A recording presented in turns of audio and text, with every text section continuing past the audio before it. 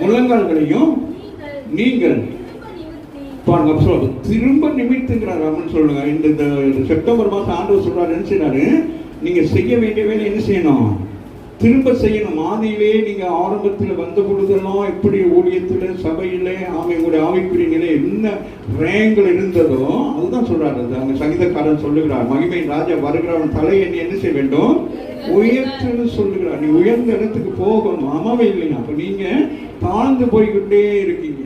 ஆரம்பத்தில் இருந்த அந்த ஒரு ஃபயர்னஸ் பெண்ல எல்லா ஆலயங்களிலும் இன்னைக்கு ஒவ்வொரு ஆலயங்களையும் பார்க்கிற பொழுது ஆலயத்துல ஆராதனைகள் எல்லாம் வித்தியாசமா போயிடுச்சு. சபைகள்ல வேத வசனமே இல்லாமல் போயிடுச்சு. துதி ஆராதனை சொல்லி அதுவுக்கே கொண்டு போறாங்க. நல்லதுதான். ஆனாலும் ஒரு வார்த்தை ஒரு சபைக்குள்ள இல்லைன்னு சொன்னா ஜனங்கள் என்ன செய்வாங்க, தீர்க்க தரிசனம் இல்லாத இடங்களிலே தீர்க்க தரிசி அல்ல, தீர்க்க